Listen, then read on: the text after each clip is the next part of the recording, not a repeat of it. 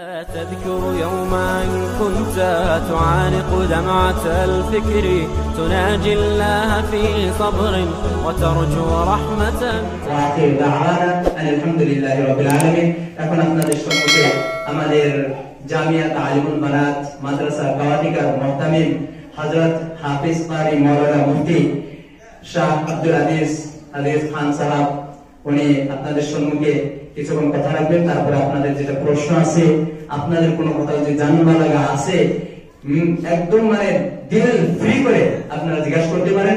দেখেন, সমস্ত কথা জানা থাকা জরুরি না, যদি আছে সঙ্গে সঙ্গে উত্তর দিবেন, আর যদি নাই তাহলে পরে আপনাদের কিতাব দেখে ওনার ইউটিউব চ্যানেলও আছে, ওটা তো আপনারা শিখতে পারবেন, ওটা তো দেখতে পারবেন, ফলো করবেন। হ্যাঁ, এই যে গজলের জন্য হাজির টিউন এনার ভালো ভালো গজল শুনতে পারবেন। এভাবে আমাদের মোহাম্মদ বাদশাহ সাহেব ইসলামিক এডুকেশন মিশন আর ভিতরেও সুন্দর সুন্দর কথা জানতে পারবেন। আমি যে কাশ্মীর টিভি ওর ভিতরেও জানতে পারবেন। তো এইভাবে আপনারা ওর ভিতরে ফলো করবেন, ইনশাআল্লাহ তাআলা আপনারা মাসলা মাসাইল পেয়ে যাবেন। হযরত ইমাম শাফি উনি বহুত বড় বিখ্যাত আলিম ছিলেন। ওনার কাছে এক মেম্বারে বসার পর 40টা প্রশ্ন করতে উনি বলছেন আমি জানি না। আরে রিওয়ায়েতে তারা আছে যে ওনাকে 50টা প্রশ্ন করা হয়েছে, 10টার উত্তর দিয়েছে, 40টা বলছে আমি জানি না। এত বড় আলিম, তা আলিমের শান এটা। যদি বর্তমান জানা নাই তাহলে বলা যায় আমার এখন জানা নাই, ঠিক আছে? তো যদি ওনার আছে তাহলে সঙ্গে সঙ্গে দিব, আর যদি সেটার উত্তর না দেখবার আগে আছে পরে দেখে ইনশাআল্লাহ, ঠিক আছে না? ইনশাআল্লাহ। তো সবাই ইনশাআল্লাহ দিল খুলে জিজ্ঞাসা করতে পারবেন। ওয়া আখিরু দাওয়ানা আলহামদুলিল্লাহি রাব্বিল আলামিন।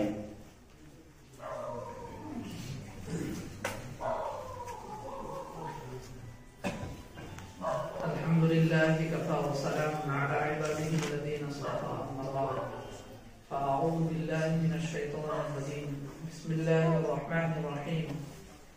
وقرن في بيوتكن ولا تبرجن تبرج الجاهلية الأولى وأقمنا الصلاة وآتينا الزكاة وأطعنا الله ورسوله إنما يريد الله ليذهب عنكم الرجس أهل البيت ويطهركم تطهيرا.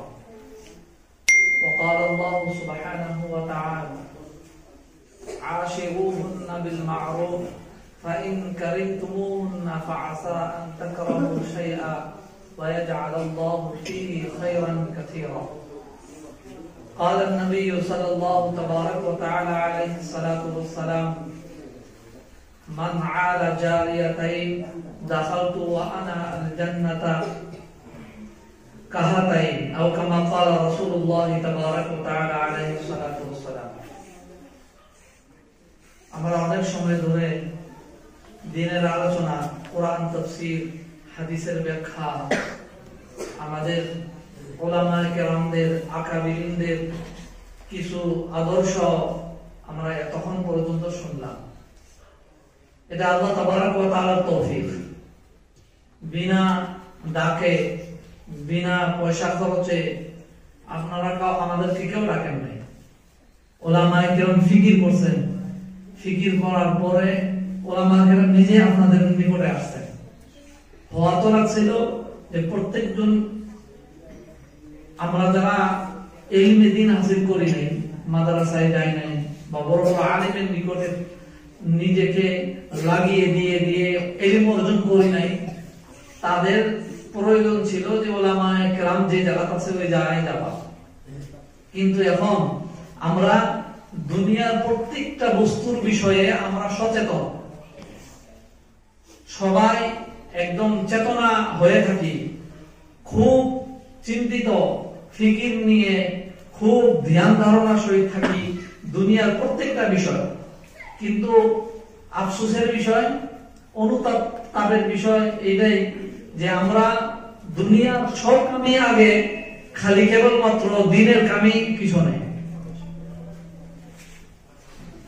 কারণ একটা কাজেই বোঝা যায় যে মসজিদের মধ্যে আযান হয়, মসজিদের মধ্যে আযান হওয়ার পরেও আমাদের মুসলমান বাড়িতেই কামের মধ্যে লিপ্ত হয়ে থাকে।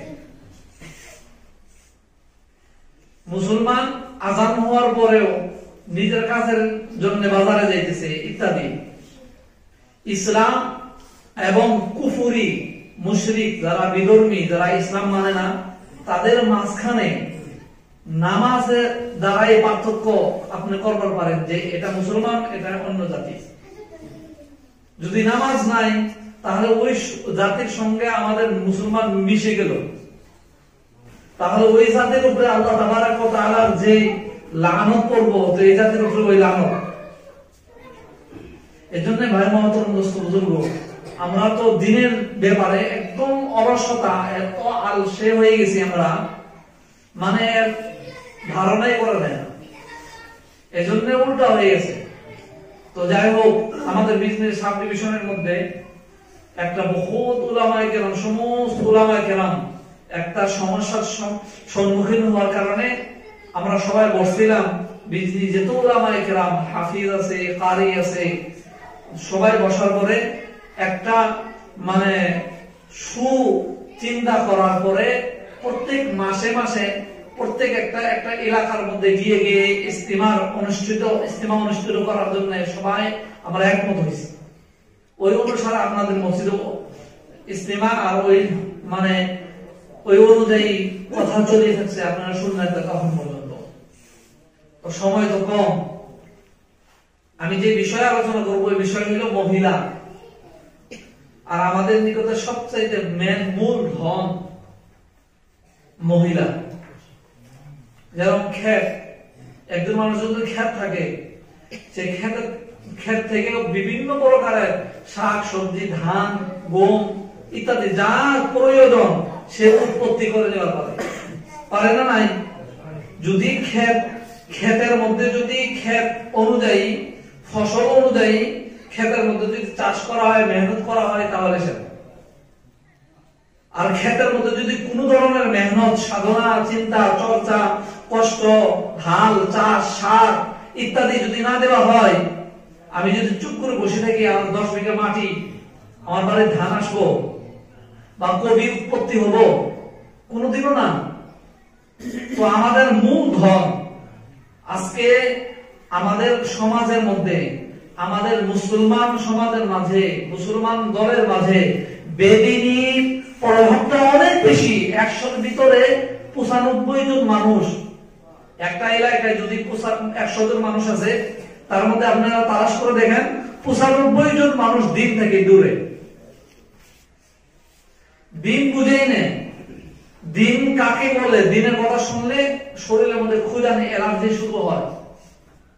কিসের জন্য?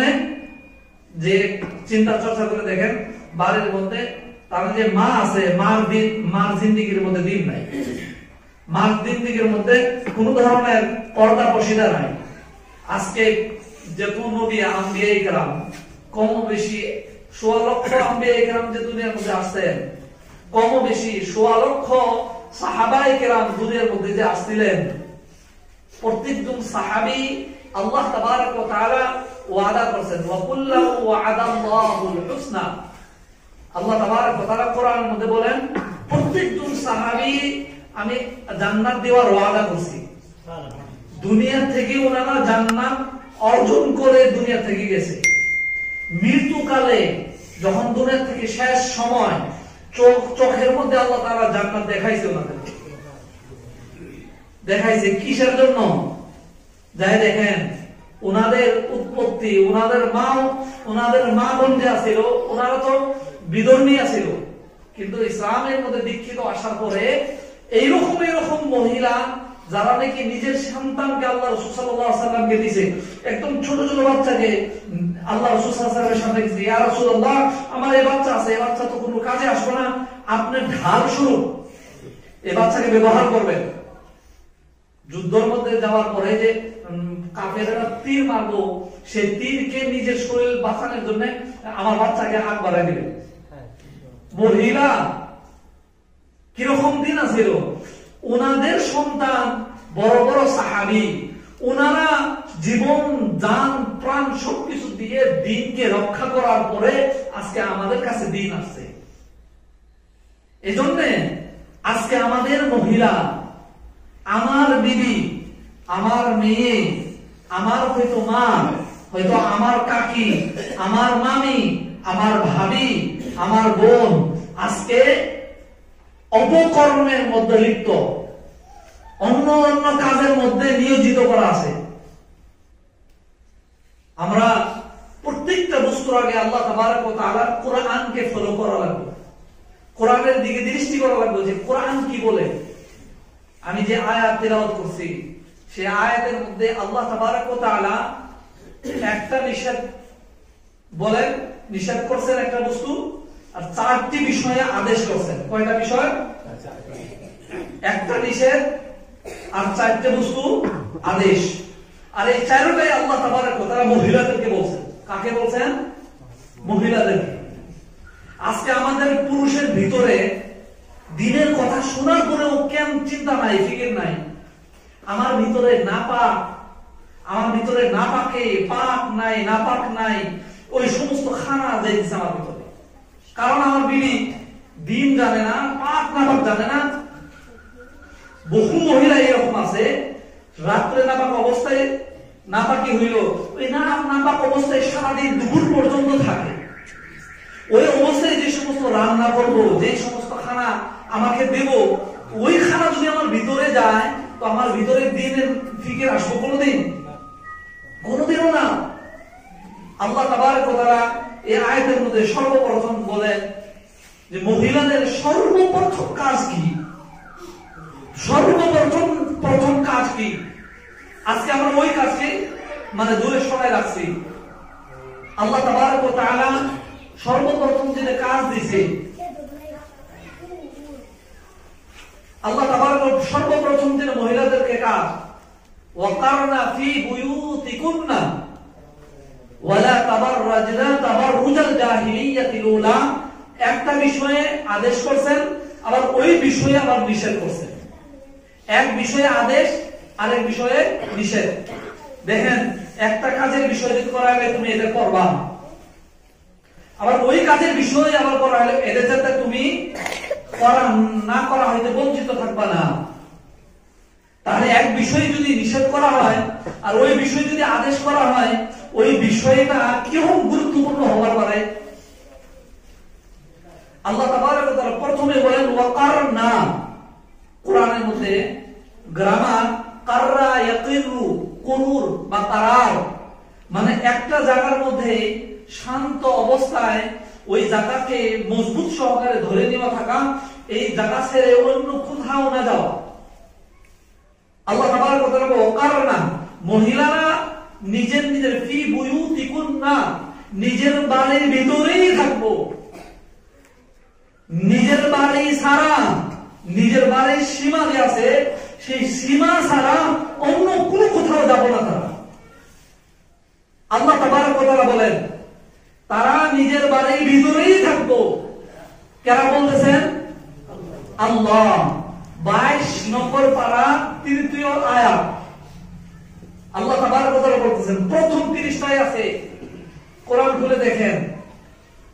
দ্বিতীয় নিষেধ, ওয়ালা তাবাররাজনা। আমি বাড়ির ভিতরে থাকবার বললাম, এই বাড়ির ভিতরে থাকার উদ্দেশ্য হইল তাদের চেহারা, তাদের শরীর, তাদের কাপড়, তারা যে সমস্ত কাপড় পরবে, পরহিতা পরা অবস্থায় থাকবে, এই পরহিতা কাপড় যাতে অন্য গায়ের মাহরাম যে সমস্ত পুরুষের সঙ্গে তাদের নিকাহ জায়েজ, তারা যে ওদেরকে না দেখে, তাদের চেহারাও যাতে না দেখে, শরীরও যাতে না দেখে, তাদের কাপড়ও যাতে না দেখে।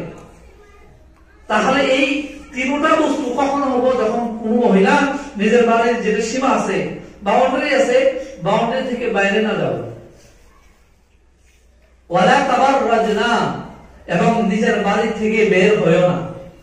আল্লাহ তাবারক বলতেছেন দ্বিতীয় হুকুম নিষেধ, তাবাররুজাল জাহিলিয়াতিল উলা, পূর্বেকার মূর্খদের মতো বাইর হওয়া। আল্লাহর হাবিব সাল্লাল্লাহু আলাইহি ওয়াসাল্লাম আসার পূর্বে প্রায় 650 বছর পার হয়ে গেছে। হযরত ঈসা আলাইহিস সালাম এবং এই মাঝের সময়টুকু কোন নবী আসে নাই। ওই সময়ের মধ্যে কোন ধরনের পর্দা, পশিদা, মহিলা পুরুষ একসঙ্গে বাজার ইত্যাদি করত, বাইরে যাইত, ঘোরাফেরা করত, কোন ধরনের পর্দা ইত্যাদি কোন ছিল না। তো ওই পূর্বেকার জাহিলিয়া মূর্খ, তারা তো দিন সম্পর্কে জানা নাই, এই জন্য তারা করছে, তারা বাইরে হয়ে গেছে। আল্লাহ তাবারক ওয়া তাআলা ওদেরকে দোষী বানায় নাই, ওদেরকে দোষ জানাইছে যে তারা জাহিলা ছিল, তারা আল্লাহর হুকুম বিধান সংবিধানকে তারা জানে নাই, না জানার কারণে তারা এই সমস্ত বেপরদায় মহিলারা করছে। যদি জানতো তাহলে এই সমস্ত মানে বেপরদা পর্দাহীনতা তারা করতো না। জাহিলিয়াতুল উলা, তোমরা এই নবীর উম্মত। আল্লাহ তাবারক ওয়া তাআলা আমাদেরকে বলতেছেন, আমাদের মা, আমাদের বোন, আমাদের মামি, কাকি, নিজের ভাগ্নি, নিজের ভাস্তি, নিজের বেটি, সবাইকে আল্লাহ তাবারক ওয়া তাআলা বলতেছেন তাবাররুজাল জাহিলিয়াতুল উলা, পূর্বেকার মূর্খদের মতো তোমরা বাইর হয়ো না, পর্দাকে ভঙ্গ করো না। আল্লাহ তাবারক ওয়া তাআলা প্রথম হুকুম, প্রথম বিধান মহিলাদের জন্য এনে রাখছেন পর্দা। তারপরে বলেন ওয়া আকিমনাস সালাহ, তোমরা নামাজ কায়েম করবা। নামাজের হুকুম আল্লাহ তাবারক ওয়া তাআলা দিয়েছেন। ওয়া আতিনাজ যাকাত, তারপরে যাকাত প্রদান করবা। ওয়া আতিনাল্লাহা ওয়া রাসূলা, তারপরে তোমরা আল্লাহ এবং আল্লাহর রাসূলের কথা এবং আমলের অনুসরণ করবা। চারটি বস্তু আল্লাহ তাবারক ওয়া তাআলা বলেন মহিলা সম্পর্কে। ইন্নামা ইউরিদুল্লাহ, এই চারটি বস্তু যদি থাকে অবশ্যই আল্লাহ চায় লিয়ুযহিবা আনকুমুর রিজসা, তোমাদের মানে জীবন থেকে, তোমাদের শরীর থেকে, তোমাদের ভিতর থেকে আল্লাহ তাবারক ওয়া তাআলা অপবিত্রতা, নাপাকি, খারাপি সমস্ত দূর করবার আল্লাহ তাবারক ওয়া তাআলা চাইছে, চান। ওয়া ইউতাহিরাকুম তাতহীরা, আর পরিপূর্ণভাবে তোমাদেরকে পাক করতে চায় আল্লাহ তাবারক ওয়া তাআলা। এখন দেখেন আল্লাহ তাবারক ওয়া তাআলা নামাজের পূর্বে, যাকাতের পূর্বে আল্লাহর রাসূলের সমস্ত কাজ যে মহিলারা করবে, সমস্ত কাজ করার আগে তারা সুবহানাল্লাহ বলবো, সুবহানাল্লাহ বলার আগে তারা নামাজ পড়বে, নামাজ পড়ার আগে তারা যাকাত দিবে, যাকাত দেওয়ার আগে তারা যে কোনো দিনের কাজ করবে, সমস্ত কাজের পূর্বে আল্লাহ তাবারক ওয়া তাআলা পর্দাকে রাখছেন, পর্দাকে রাখছেন। আল্লাহ তাবারক ওয়া তাআলা দেখেন প্রথম পর্দার কথা বলেন, পর্দা করো, বাড়ির ভিতরে থাকো, বাড়ি থেকে বের হইও না, তারপরে নামাজ কায়েম করো, তারপরে যাকাত দেও, তারপরে আল্লাহ আল্লাহর রাসূলের কথা মানো। এখনকার সর্বপ্রথম আমি আমাকে নিজে প্রশ্ন করি, আমার বেটি, আমার বোন, আমার বিবি, আমার স্ত্রী, আমার মামি, আমার কাকি, আমার ভাবি পর্দায় আছে? থাকে পর্দায়? গায়র মাহরাম ভিন পুরুষের নজর থেকে বাঁচে না দেখে? আমাদের মাঝে যদি আল্লাহর প্রধান হুকুম, যে হুকুম যদি না থাকে, তাদের নামাজ ওই নামাজে কোনো ধরা দেবে না। মহিলাদের পর্দাহীন, পর্দা ছাড়া নামাজ আল্লাহ তাবারক ওয়া তাআলার লানত দিয়ে আসে, লানত। মাসলা সবাই জানে, উলামায়ে কেরাম বলেই থাকে, কোন মহিলা যদি নামাজ পড়ার অবস্থায়, নামাজ পরিহিতা অবস্থায় নামাজ পড়তেছে, আর ওই অবস্থায় শরীরের অঙ্গ, যে কোনো অঙ্গ, ইসলামের মধ্যে কবজি থেকে নিয়ে হাত পর্যন্ত একটা অঙ্গ, আবার হাত থেকে নিয়ে কোনই পর্যন্ত একটা অঙ্গ, কোন থেকে নিয়ে দাখনা পর্যন্ত একটা অঙ্গ, এই বুক, এই পেটের উপরে হাত যেটুকু, এটা আলাদা একটা অঙ্গ, এই যে পায়ের টাকনা থেকে এই একদম পায়ের নখ পর্যন্ত একটা অঙ্গ, এই হাত থেকে নিয়ে টাকনা পর্যন্ত একটা অঙ্গ, আবার চুল একটা একটা অঙ্গ। কোন মহিলা নামাজ আরম্ভ করছে, এই নামাজ পড়া অবস্থায় একটা চুল বাড়াইছে, একটা চুল, আর একটা চুলের 4টে ভাগ করেন, 4 ভাগ, 3 ভাগ ভিতরে আছে কাপড়ের, আর একটা ভাগ বাইরে হয়েছে। একটা ভাগ যদি বাইরে হওয়ার পরে 3 বার সুবহানাল্লাহ সুবহানাল্লাহ সুবহানাল্লাহ পড়ার সমান পরিমাণ, পড়ার সমান যদি এই একটা চুল 3-4 ভাগের একটা ভাগ, 3 ভাগ ভিতরে আছে, বের হয়ে থাকে, ওই মহিলার নামাজ তৎক্ষণাৎ শেষ, ভঙ্গ। বুঝাইছে ক্লিয়ার? যদি কোন মহিলার একটা চুলের 3 ভাগের 4 ভাগের 1 ভাগ 3 বার সুবহানাল্লাহ পড়ার সমপরিমাণ যদি বের হয়ে গেলে নামাজ ভঙ্গ হয়ে যায়, তাহলে একজন মহিলা যদি নিজের চেহারাকে অন্য মানুষ, ভিন পুরুষকে দেখায়, হাতকে যদি দেখায়, পেটকে যদি দেখায়, তাহলে কত বড় ক্ষতি আপনার আমার হইতেছে। তাহলে আল্লাহর নামাজ যদি ভঙ্গ হয়ে যায়, আল্লাহর হুকুমের মধ্যে নাই। নামাজ এত বড় ইবাদত, এত বড় খুশির ইবাদত, আল্লাহর তো মনোনীত ইবাদত, আল্লাহর তো পছন্দনীয় ইবাদত, ওই পছন্দনীয় ইবাদত যদি ভেঙে যায়, ভঙ্গ হয়ে যায়, তাহলে ওই একজন মহিলা যদি অন্য ভিন পুরুষে, এর মধ্যে আরেকটা কথা মানে ছুটে গেল, যদি কেউ দেখে, তথাপিও যদি কেউ না দেখে পাও, ওই চুল যে বাইরে কোনো পুরুষও দেখা নাই, তথাপিও নামাজ ভঙ্গ হয়ে যাবে। তাহলে আমাদের জিন্দিগির মধ্যে আমাদের মা বোন যে এই যে পর্দা যে নাই, তাহলে আমাদের কিরকম ক্ষতি হবার পারে, কিরকম ক্ষতি হয়েছে।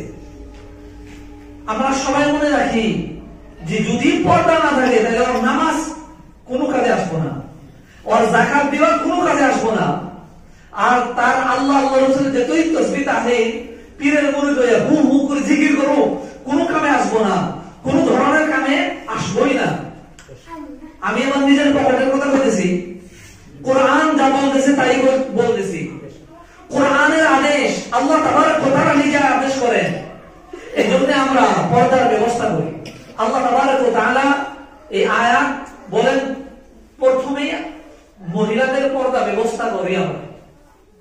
পর্দা ব্যবস্থা করার পর তাদের নামাজের ব্যবস্থা, তারপরে যাকাত, তার যদি সোনা গয়না ইত্যাদি আছে, সেই সোনা গয়নার দাম যদি 36,000 উপরে, 52 তোলা টাকা এক মাস বা 2 মাস আগে আমি শুনছিলাম 36,000 টাকা হয়, তাদের মধ্যে 36,000 বা 40,000 টাকা সোনা গয়না যদি কারো থাকে, তার উপরে যাকাত খরচ হয়। ওই সোনা গয়নাতে যাকাত দেওয়া লাগবে, যাকাত দেব। ওয়া আতিউল্লাহ ওয়া রাসূলা, আর আল্লাহ তাবারক ওয়া তাআলা বলেন যে তোমরা আল্লাহ এবং আল্লাহর রাসূলের অনুসরণ করো। এর কথার উদ্দেশ্য এটাই, ব্যাখ্যা এটাই, মহিলারা যে বাড়ির যাবতীয় কাজকর্ম যে করবে, সমস্ত কাজ যাতে আল্লাহ এবং আল্লাহর রাসূলের অনুসরণের মাধ্যমে যাতে হয়। ভাত রান্না করবো, রান্ধিব, ভাত রান্না করতেছে, সে ভাত রান্নাও আল্লাহ আল্লাহর রাসূলের মতো যাতে হয়।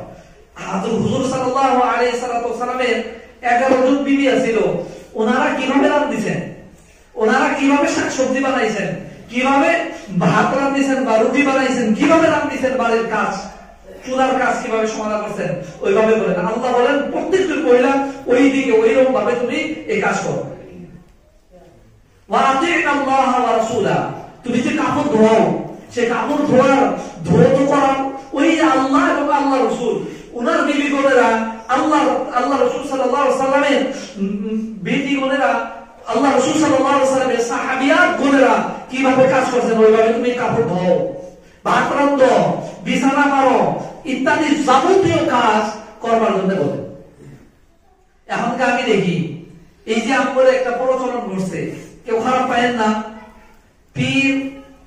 পীরের মুরিদি মশলা, বিশাল বড় মশলা, যে চাহে একজন যত বড়ই আল্লাহওয়ালা হোক, পর্দার কথা না নাই, আল্লাহ পর্দা করবার বলেন।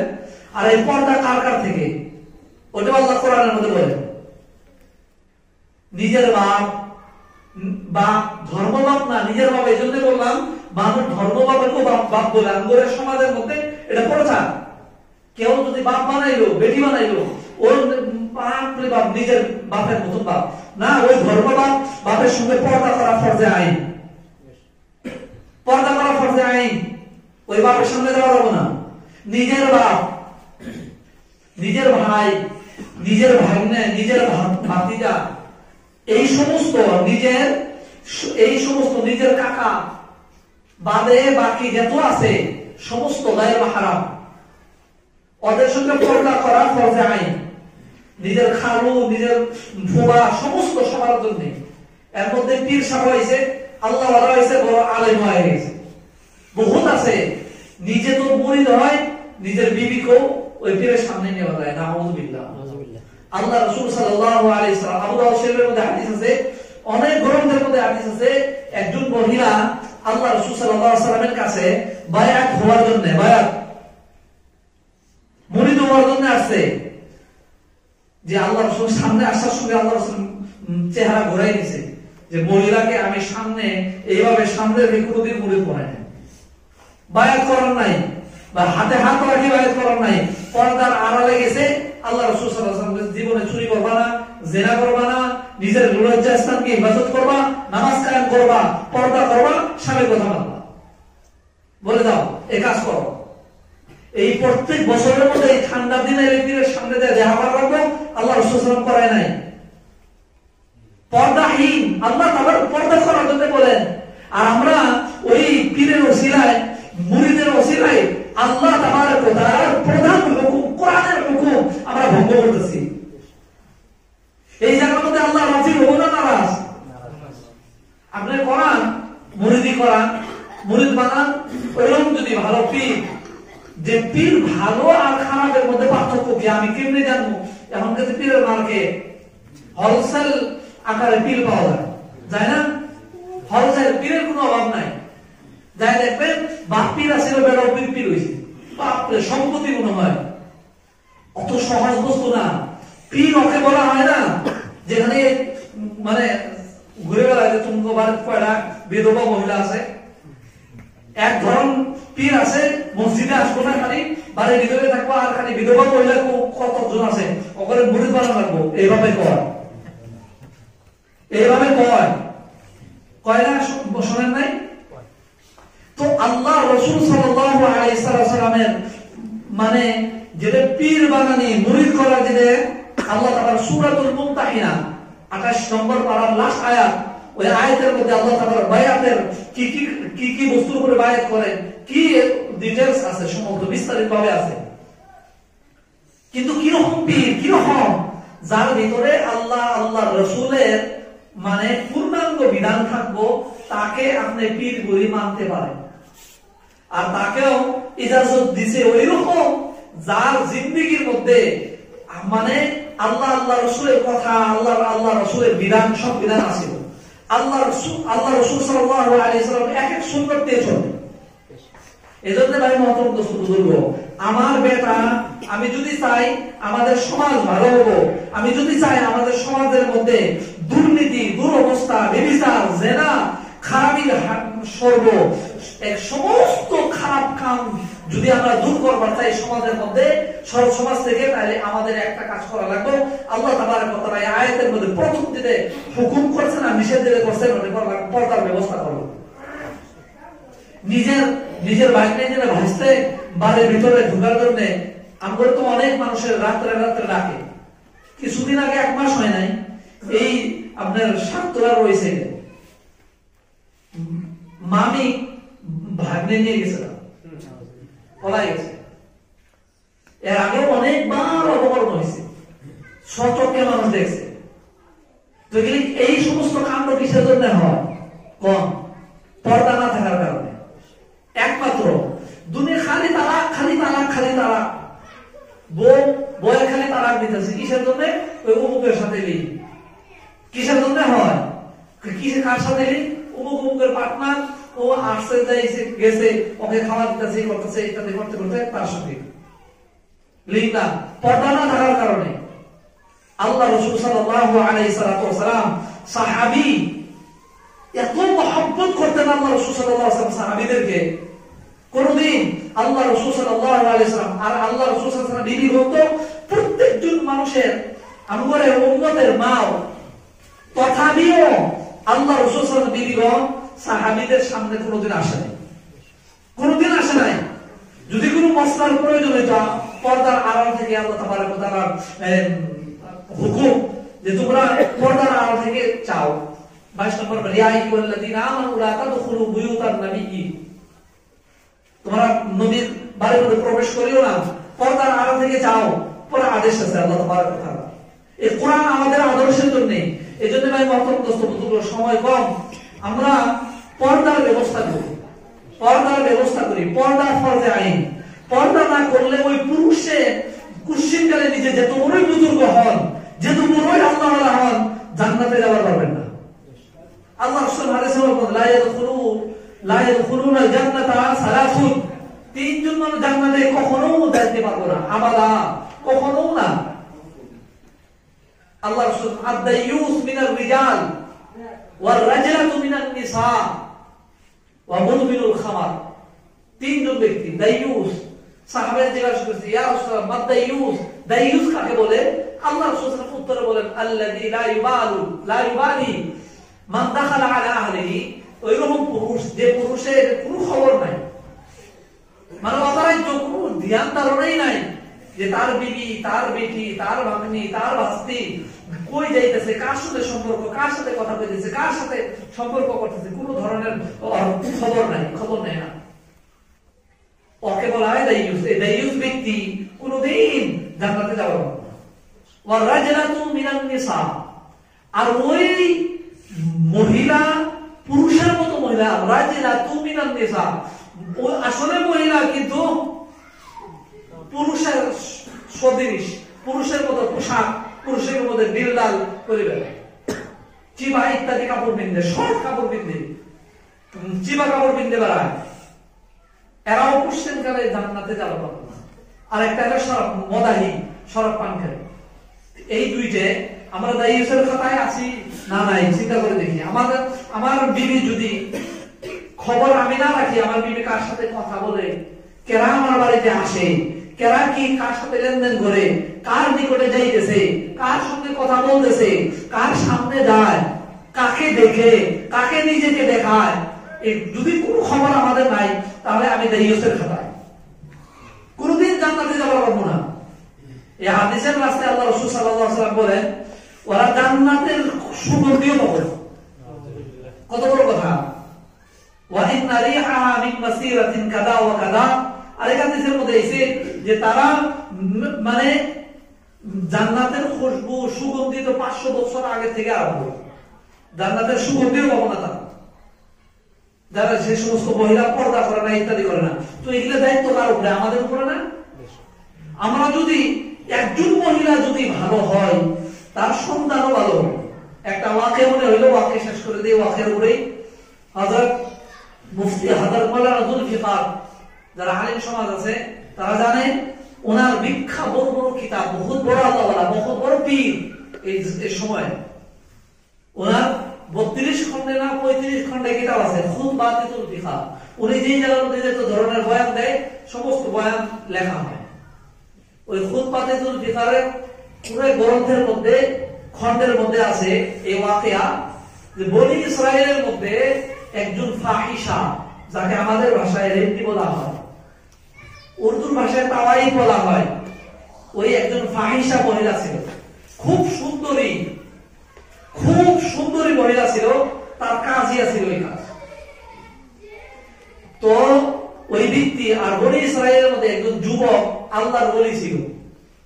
আর ওই ফাহিশা মহিলা, এক রাস্তা আছে একটা, সেই রাস্তা, যে রাস্তার মধ্যে অনবরত মানুষের যাতায়াত হয়, ওই রাস্তার সাইডে নিকটে, রাস্তার সঙ্গে বিশাল বড় একটা বালাখানা বানিয়েছে, খুব সুন্দর করে বালাখানা। সেই বালাখানার মধ্যে ওই মহিলা সকালে সাজা গুজা করার পরে ওই বালাখানার মধ্যে এমন জায়গার মধ্যে বসে যে প্রত্যেকজন মানুষ যাতায়াত করার সাথে প্রত্যেকজন পুরুষের নজর ওই জায়গার মধ্যে পড়ে। ওই জায়গার মধ্যে একদম সুন্দর হয়ে সাইডে ঘুরে ওই জায়গার মধ্যে বসে। বনি ইসরায়েলের ওই আল্লাহর ওলি যুবক, তার সমস্ত জোয়ানি কালটাই জায়নামাজের মধ্যে পার হয়েছে। কোন কাজে বাইরে হয়েছিল, কোথায় গিয়েছিল, যাওয়ার আসার পথে হঠাৎ ওই মহিলার মানে চেহারার মধ্যে নজর পড়ে গেছে। নজর পড়ে যাওয়ার লগে লগেই ওই মহিলার মহব্বত দিলের মধ্যে প্রবেশ করছে। আর তো থাকতে পারে না, ভুলমানি পারে না, অস্থির হয়ে গেছে।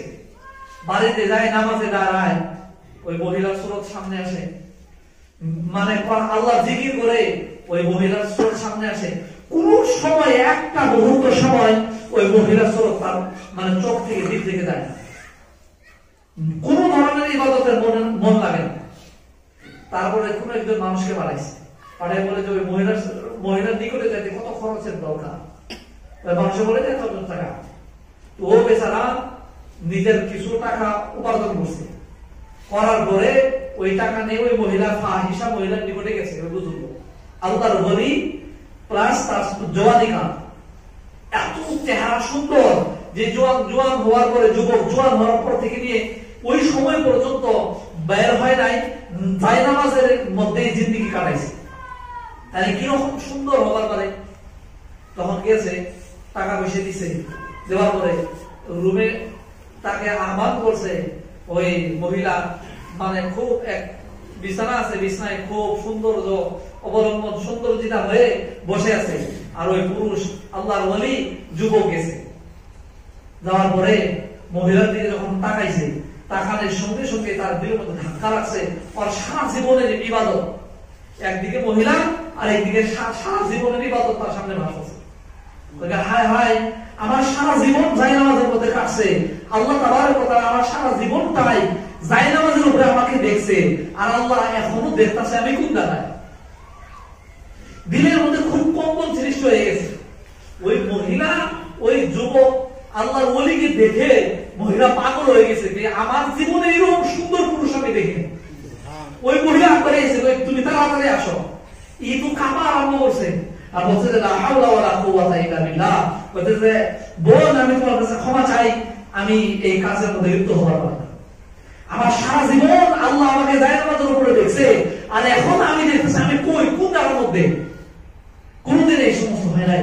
তুমি বলে একবার তো আসো, আমি তুমি এইরকম যুবক সুন্দর, এত দেখার ভালো, এরকম যুবক আমি দেখি নাই, একবার আসো আমার সঙ্গে সম্পর্ক করো। তখন খবর পায় আমি কোনদিন এই কাজ করবার পারি না। এই করেই আল্লাহ আল্লাহ চিৎকার করে বের হয়ে গেছে। লা হাওলা ওয়ালা কুওয়াতা পড়তে পড়তে এক দূরে বাড়িতে গেছে, বাড়িতে গিয়ে অনেক দিন পর্যন্ত কান্দাকাটি করছে। এই যে আল্লাহর ওলি যুবক ওই মহিলার নিকট থেকে গেল, এই মহিলার ভিতরে একটা চেতনা জাগলো দিলের মধ্যে, হায় হায় যুবক এত সুন্দর, এত দেখার ভালো, টকটক চেহারা, আর সারা জীবন আল্লাহর জায়নামাজের মধ্যে কাটাইছে, আর একটা সময় আমার মতো সুন্দরী যুবতী আমার দেখার পরেও তার দিলের মধ্যে এত আল্লাহর ভয়, এত আল্লাহর মহব্বত, অল্প সময় আমার নিকট সম্পর্ক করলো না, চলে গেল। আর আমি আমার সারা জীবন এই অপকর্মের মধ্যে লাগাই দিছি, আমার কি অবস্থা হবার পারে।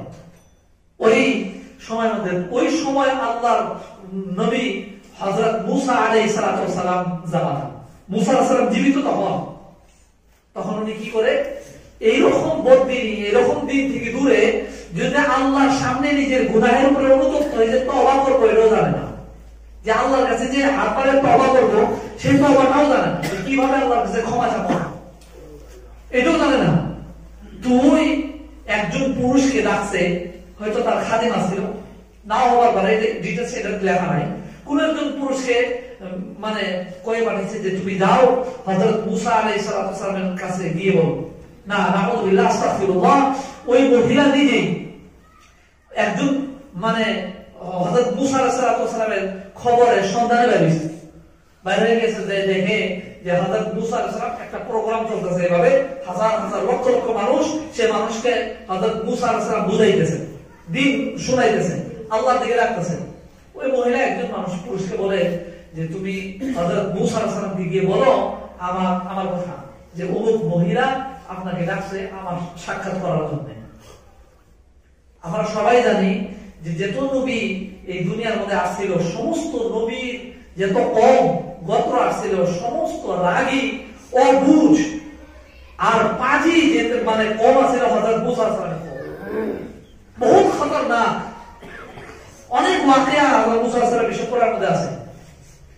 তখন হযরত মুসা আলাইহিস সালামের কাছে যখন গিয়ে ওই মানুষের বিবেক বুদ্ধি কম আছিল, যেভাবে এইভাবে বয়ান করতেছিল, ডাইরেক্ট সমস্ত মানুষের সামনেই বলতেছে, এ মুসা কালিমুল্লাহ, অমুক মহিলা আপনার সঙ্গে দেখা করবো, আপনাকে ডাকছে। হযরত মুসা আলাইহিস সালাম ভাবলো যে আমার কম তো মূর্খ, এই অবস্থায় আমি যদি স্বীকার করি হ্যাঁ ঠিক আছে দেখা করবো, এরা ভাববো যে এই মহিলা মুসা আলাইহিস সালামকে ডাকলো কে, নিশ্চয় সম্পর্ক আছে। আর সমস্ত মানুষের জানে ওই মহিলা খারাপ, এরা আমার বলে অপমান লাগবো, আমি একজন নবী, আমার বলে এরা আস্থা থাকবো না, বিশ্বাস থাকবো না।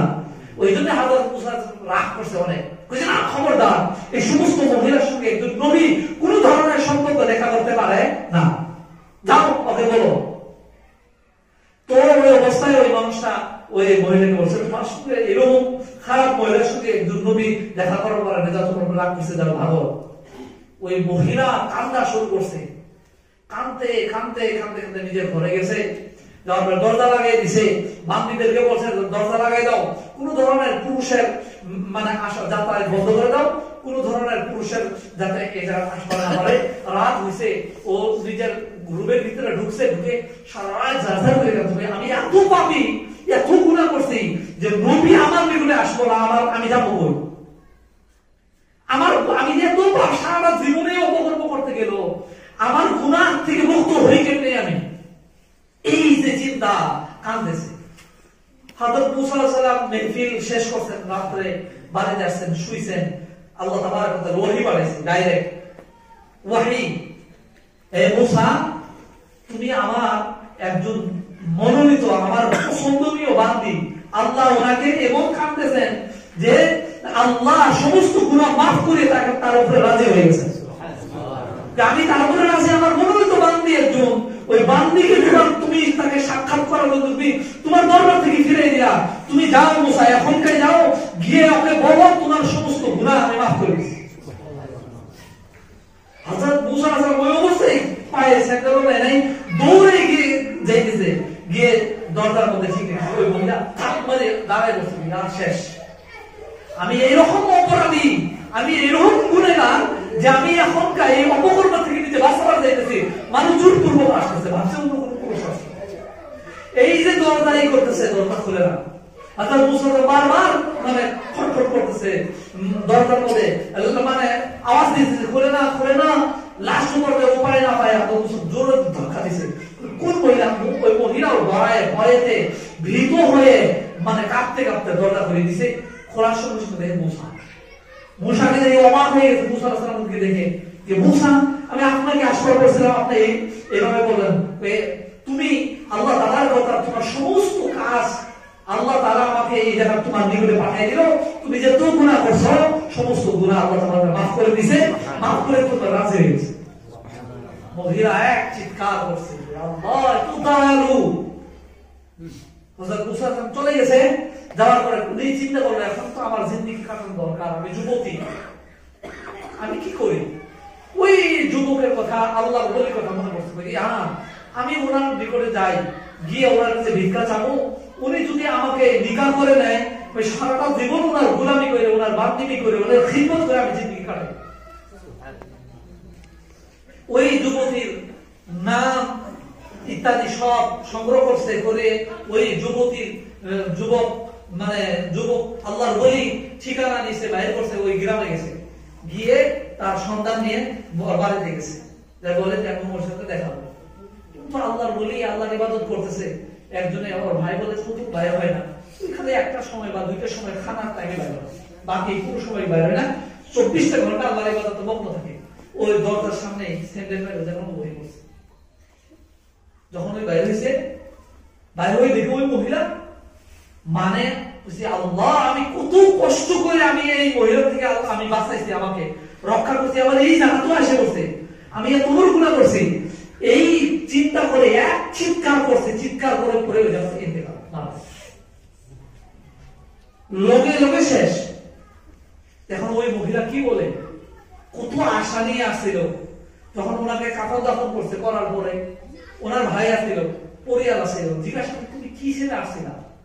তখন ওই মহিলার সমস্ত জিন্দেগীর কথা ভেঙে ভেঙে বলে যে আপনার ভাই বা আপনার বেটা আমার হিদায়াতের জরিয়া হচ্ছে, উনি অল্প সময় এরকম আল্লাহওয়ালা, অল্প সময়ের খালি আমার হাওয়া লাগছে, ওই হাওয়া লাগাতেই আমাকে আল্লাহ চেঞ্জ করে ফেলাইছে, বদলাই দিছে, আমাকে আল্লাহর ভয় ভিতরে ঢুকাই দিছে, আমি সমস্ত জীবনের অপকর্ম ছাড়ছি, আল্লাহর কাছে তওবা করছি, আর চাইছি যে আমি তো একজন যুবতী, আমার তো একজন স্বামীর প্রয়োজন আছে, তাই ভাবছি আমি যে উনি যদি আমাকে নিকাহ করে নেয়, সারাটা জীবন ওনার খেদমত করে আমার জিন্দেগি শেষ করবে, কিন্তু উনি আসার কথা হইল না। তখন ওই যে আরেকজন ভাই যে আছিল, ওই ভাইয়ের বহুত বড় আল্লাহওয়ালা, তখন উনি বলে ঠিক আছে তুমি চিন্তা করো না, ওনার পরিবার থেকে ওই ভাইকে বলে তুমি একে নিকাহ করো। তখন ওনার ভাইয়ের দিয়ে এই মহিলাকে নিকাহ করাই দেওয়া হয়, আর ওই মহিলা গর্ভবতী হয়, আর 7 জন ছেলে হয় ওই মহিলার, আর 7 জনই আল্লাহর বড় বড় ওলি হয়, আর 7 জনই আল্লাহর বড় বড় ওলি হয়ে গেছে। তো ভাই মহম্মদ বুজুর্গ, একজন মহিলা যদি সঠিক হয়, তো এই এত বড় ফাহিশা মহিলার পেট থেকে এত বড় 7 জন বড় বড় আল্লাহর ওলি যদি হবার পারে, তাহলে আমাদের মহিলা তো এরকম খারাপ না। আমাদের মহিলা অনেক ভালো, ভিন পুরুষ থেকে দূরে এরকম আছে। তো মানে বাড়ির পরিবেশ পর্দার নাই, কিন্তু অন্য ভিন পুরুষের দিকে দেখলেই সর্বলজ্জিতা হয়ে যায়। তুমি আর আমার সাথে দেখুন তাদের এত মানে আদব কায়দার আমাদের মহিলা। তো তাদের জিন্দেগির মধ্যে যদি দিন আসে, তাহলে ওনাদের পেট থেকে তাহলে কিরকম বড় বড় আল্লাহ বাইরে হতে পারে। এই জন্য ভাই অত্যন্ত বুজুর্গ, আমরা যাতে সবাই পাক্কা ইরাদা করি এই মেহফিলে আমার যত পুরুষ আছে, হয়তো আমার বিবি, আমার মা, আমার ভাতিজি, আমার ভাগ্নি আছে বাড়িতে, আমার বিবি আছে, আজকের থেকে আমরা পূর্ণাঙ্গ পর্দার ব্যবস্থা করবো ইনশাআল্লাহ। করবো তো ইনশাআল্লাহ। আল্লাহ তাবারক ওয়া তাআলা সময় অনেক দিলাম, কেউ হয়তো অসুবিধা লাগতেছে, এই বকরির থেকে শুরু হয়েছে, অনেক সময় নেওয়ার জন্য ক্ষমা প্রার্থী, মাফ করবেন। আর আল্লাহ তাবারক ওয়া তাআলা সর্বপ্রথম যাতে আমাদেরকে, আমরা যারা যারা কথা বললাম, বিশেষ করে আমি, আমরা যাতে আল্লাহ যাতে আমাদেরকে মানে আমলের তৌফিক দান করে, আর আমরা যারা শুনলেন, আমরা শুনলাম, আমরা সবাইকে যাতে আল্লাহ তাবারক ওয়া তাআলা আমলের তৌফিক দান করে। আমলই হলো মূল। কথা কয়লাম, কথা কওয়া সহজ, শোনাও সহজ, আমলের ময়দানই হলো মেন। আর আল্লাহর ওয়াদা আছে আমলের উপরে। শুনলাম সওয়াব পাইলাম, কয়লাম সওয়াব পাইলাম, কিন্তু আল্লাহর ওয়াদা, জান্নাতের ওয়াদা আমলের উপরে আছে। এজন্য আমরা আমল জিন্দেগির মধ্যে আমলে পরিণত করি, করব ইনশাআল্লাহ। আল্লাহ তাবারক ওয়া তাআলা আমাদেরকে সবাইকে যাতে তৌফিক দান করে আমলে। ওয়া আখিরু দাওয়ানা আলহামদুলিল্লাহি রাব্বিল আলামিন। কারো সাথে জিজ্ঞেস করার আছে, যদি থাকে তাহলে ইনশাআল্লাহ করতে পারেন। কারো যদি কোনো ধরনের প্রশ্ন ইত্যাদি থাকে তাহলে প্রশ্ন করবেন। হয়তো বহু মানুষের এটা মশলা থাকে, হয়তো হুজুরকে পায় না।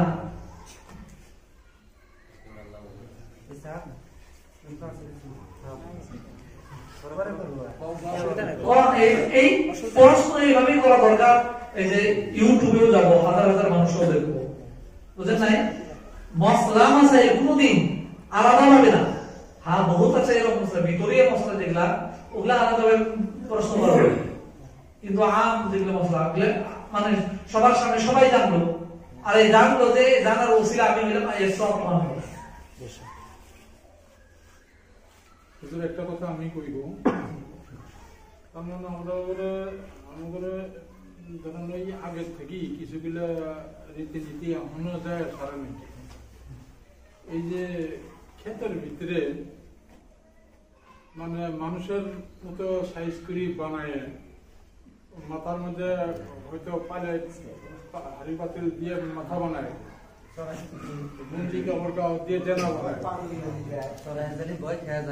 এই বস্তুটা কি ধারণা? এই কথাটা বিলকুল জায়েজ নাই। আপনার ওই সমস্ত খেতারের জন্য অনেক আপনি রাস্তা দেওয়া পারেন। কোনো একটা গাছ লাগাই দিলেন, বা গাছ লাগানোর ব্যবস্থা করলেন, বা অন্য কোনো পন্থা করেন। কিন্তু মূর্তির সদৃশ, এগুলো তো এভাবে হাত দিয়ে করা হয়েছে মূর্তির মতন। পাখি ইত্যাদি ওগুলো দিয়ে ভয় করে, কিন্তু এটা হইল আপনার পুতুল। এই যে এগুলো পুতুল যে রাখে, সরু পুতুল, বড় পুতুল ইত্যাদি, এগুলোর মতো। এই জন্য শরীরে এটা জায়েজ নাই, এটা যেটা আমরা না করি। বাকি অন্য রাস্তা নেই, পাখি খেলা নেই বা ইত্যাদি করার।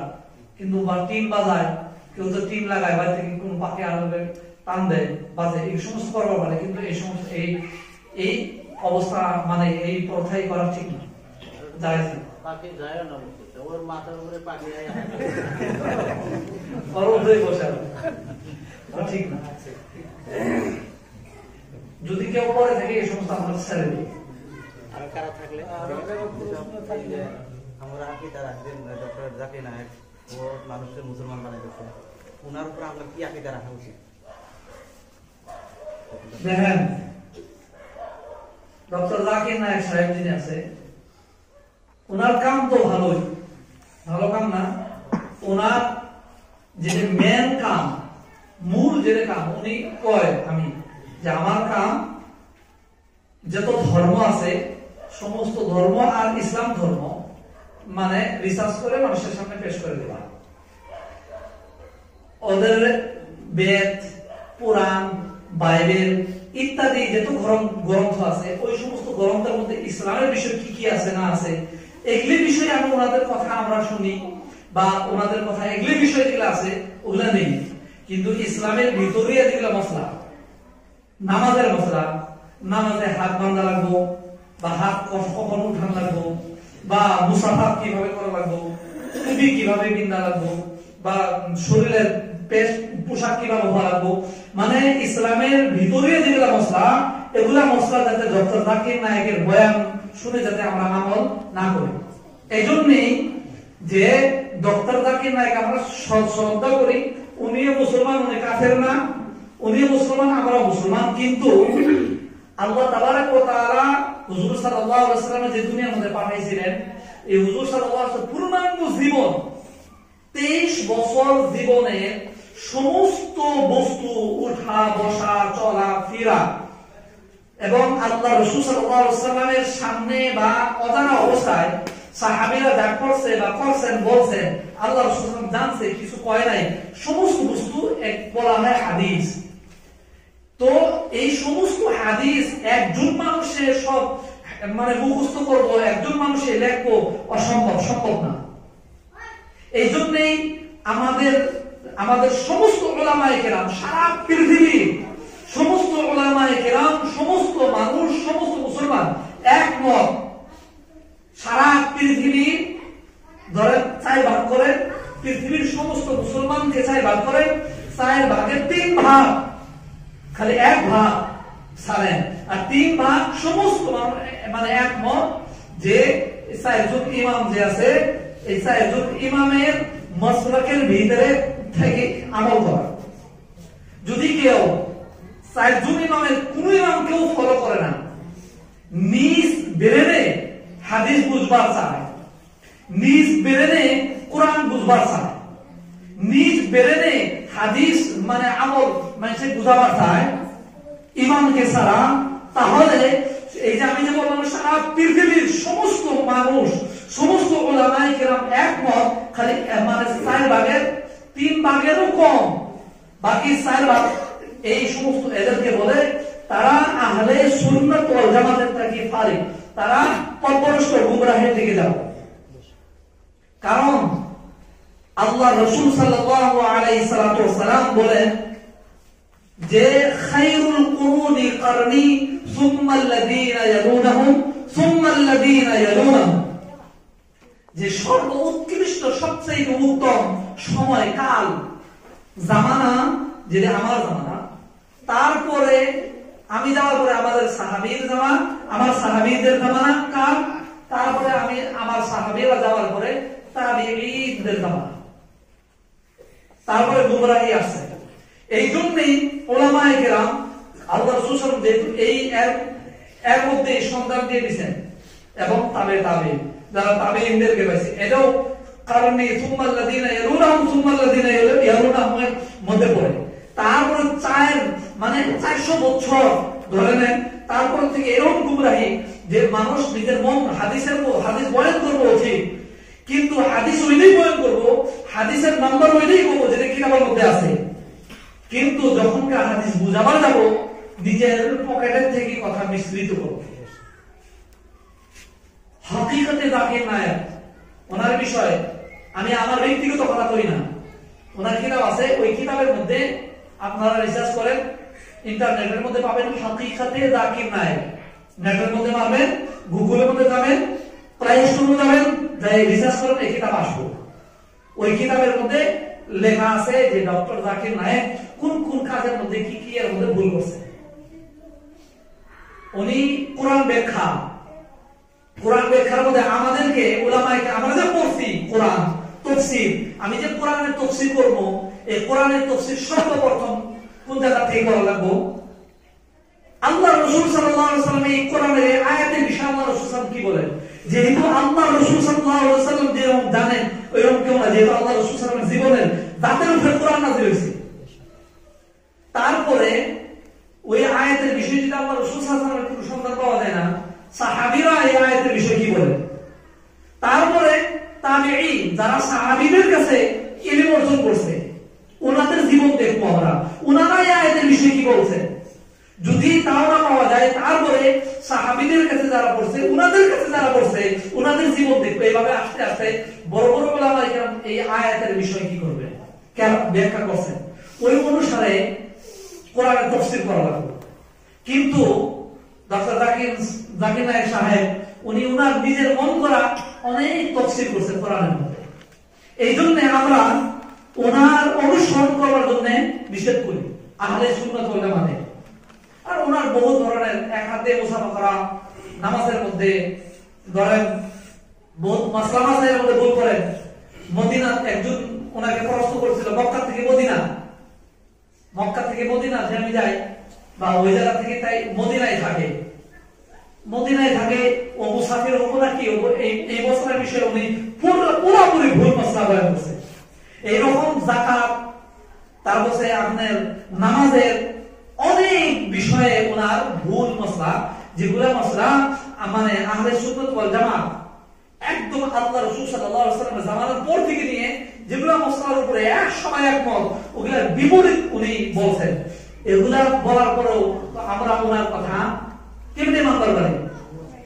যেরকম 3 তালাক আছে, 3 তালাক যদি কেউ একবারেই 3 তালাক দিয়ে দেয়, নিজের বউকে বলে যে আমি তো 3 তালাক দিয়ে দিলাম, এক শব্দে 3 বলে, তাহলে ওই মহিলা 3 তালাকে তালাক প্রাপ্ত হয়ে গেল, ওই ব্যক্তির জন্য হারাম।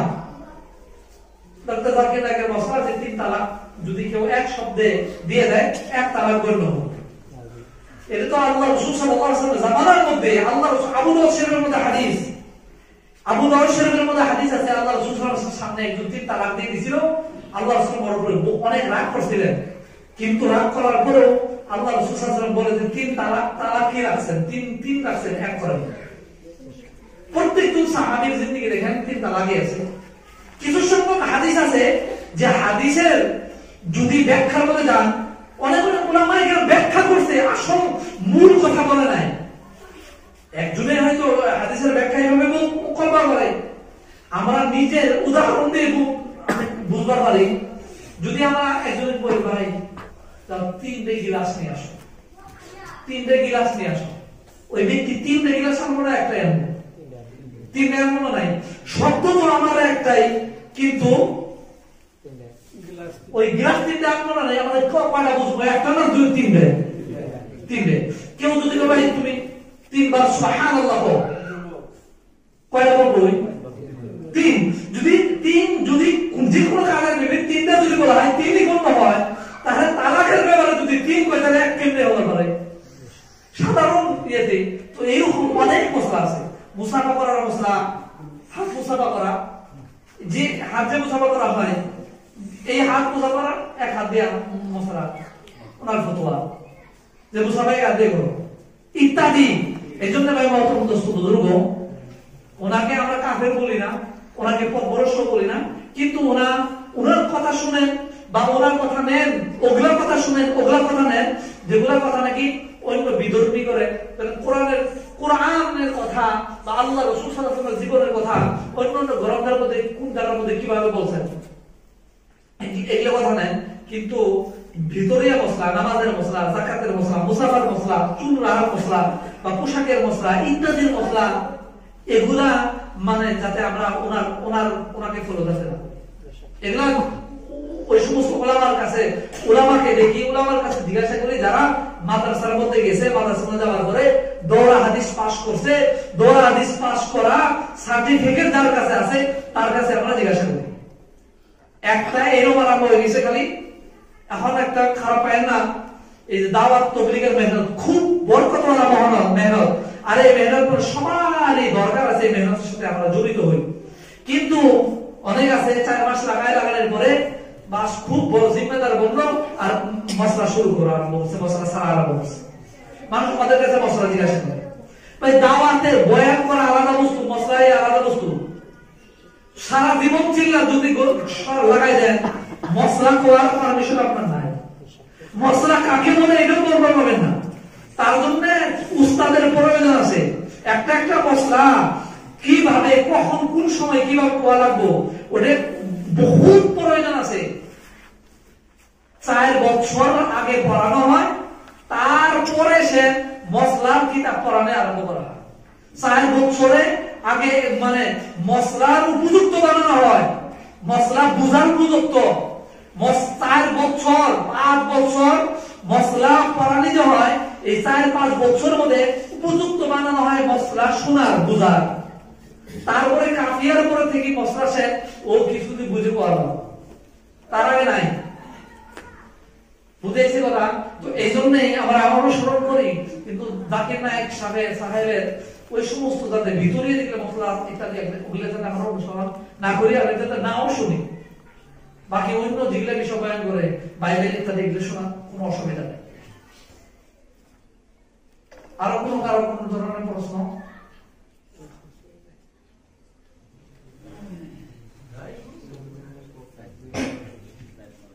কোন দেখি জিজ্ঞাসা করা আছে যদি সময় বেলা গেছে। আচ্ছা হুজুর, আমি একটা প্রশ্ন করি, মানে প্রশ্ন করার কথা সেরকম মানে ভাষায় আসে না। যাই হোক, যদি প্রশ্ন হয় উত্তর দেবেন, আর যদি না হয় তাহলে না করতে। এই যেমন আমরা যে আল্লাহ আছে না, আল্লাহ শুনি আমরা মোটামুটি ধরেন আমরা বিশ্বাস করি যে আল্লাহ আছে, অথচ দুনিয়া সৃষ্টি হওয়ার পরে মানে আল্লাহ নামটা আমার প্রশংসিত। যেমন আপনি আমার নাম হয়তো আপনার দাদা দাদি হয়তো আমার মা বাবা রাখছে, তাই না? সেরকম আল্লাহর নামটা মানে কোন থেকে উৎপত্তি হয়েছে, মানে আল্লাহর নামটা কে রাখছে? ঠিক আছে, আল্লাহর নামের উৎপত্তি। আর 2 নম্বর কোশ্চেনটা হইলো, আল্লাহ যে কোরআন শরীফ নাজিল করছে, কোরআন শরীফ যে আল্লাহ নাজিল করলো, আল্লাহ মানে কিভাবে নাজিল করলো? মানে উনি কি লেখছে, নিজে লেখছে না কারো হাতে লেখাইছে? আর যেত সব কোরআন শরীফের বাণী ওর তো সব আল্লাহরই বাণী। আল্লাহ কিভাবে মানে লেখলো কোরআন শরীফটা? এই যে হাত দিয়ে লেখলো না কারো হাতে লেখাইছে, কিভাবে লেখলো? এই দুটা কোশ্চেন আছে। 1 নম্বর প্রশ্নটির কোন ধরনের প্রশ্ন নাই মাসলা। 1 নম্বর প্রশ্ন, আল্লাহ নামটা কোন থেকে আসলো? এই আল্লাহ নামটা কোন থেকে আসলো এটা আল্লাহ ব্যতীত কেউ জানে না। আর এই প্রশ্ন কেউ যদি জানতো যে আল্লাহ নামটা কোন জায়গা থেকে আসলো, বা যদি থাকতো বা জানতো, এই কথাটা জানার পরে আপনার আমল নামার মধ্যে কোন কাম হবো, বা আপনার কোন কিয়ামতের দিন বা কবরের প্রশ্ন হবো যে আল্লাহর নাম থেকে কতদিন, তা না। আল্লাহ কেরা এই প্রশ্ন হবো, আল্লাহ কেরা চিনেন? আল্লাহ কেরা এই সম্পর্কে আপনি চিন্তা চর্চা করেন, আল্লাহর কুদরত সম্পর্কে চিন্তা চর্চা করেন, কিন্তু আল্লাহর নাম কোন থেকে উৎপত্তি হয়েছে এই বিষয়ে এটা প্রশ্ন ঠিক না। আর এটা কোন সন্ধান আমি পাই নাই, আমগো কোরআনে আসলে। আর এই সমস্ত মানে আল্লাহর নাম আজ পর্যন্ত এই সমস্ত প্রশ্ন মানে শুনিও নাই, আর আশাও নাই, প্রশ্ন করাও ঠিক না। দ্বিতীয় প্রশ্ন, যে কোরআন আল্লাহর হাত দিয়ে লেখলো নাকি? তাবারাকাল্লাযী বিয়াদিহিল মুলক, বহুত মানুষ কয় আল্লাহর হাত আছে, তাই না? এই জায়গার মধ্যে ওই তাবারাকাল্লাযী বহুত বরকতওয়ালা, বরকতময় ওই জাত, বিয়াদিহিল মুলক যার হাতের মধ্যে সমস্ত জগৎ আছে। এই হাতের দ্বারা আল্লাহ আমরে হাত দিয়েছে দেখিয়ে, এই জন্য হাত ব্যবহার করছে। আল্লাহর কুদরত উদ্দেশ্য এটার মধ্যে, আল্লাহর শক্তি।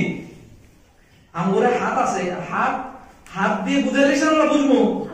এই আঙ্গুর বুঝার জন্য আল্লাহ হাত ব্যবহার করছে, কিন্তু আল্লাহর হাতের দরকার নাই, আল্লাহর চোখের দরকার নাই, আল্লাহর কানের দরকার নাই।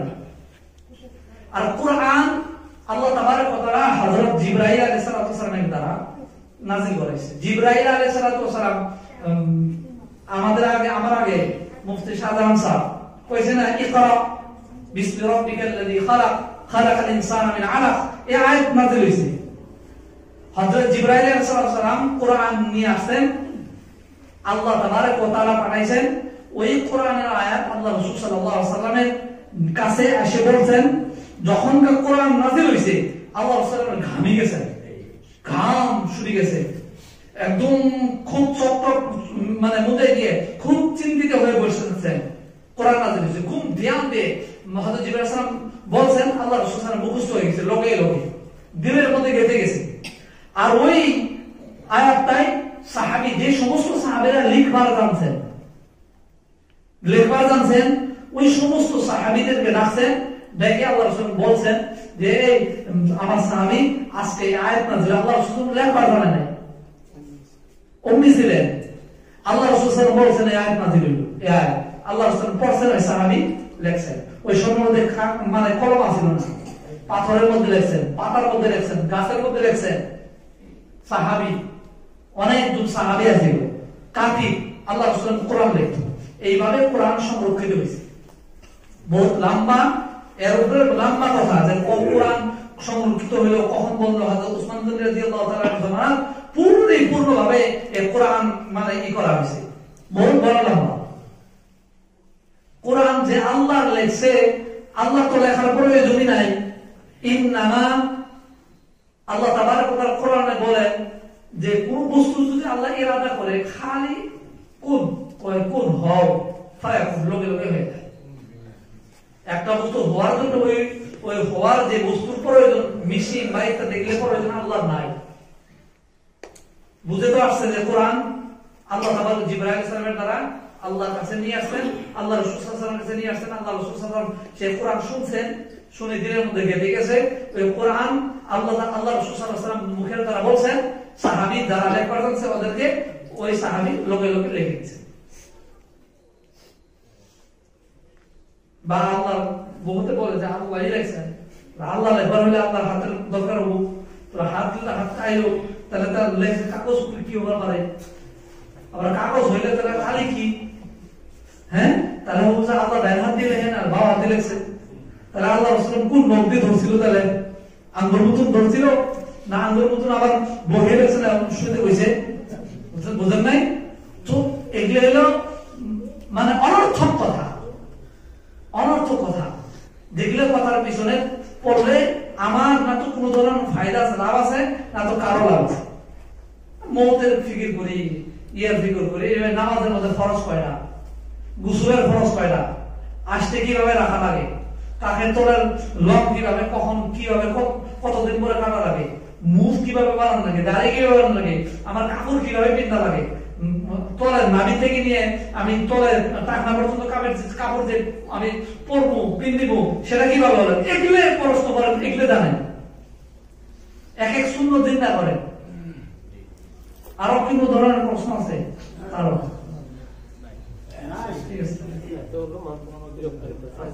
আপনারা অনেক সময় দিলেন, তার জন্য অবশ্যই ধন্যবাদ। এত সময় অনেক বেশি হয়ে গেল।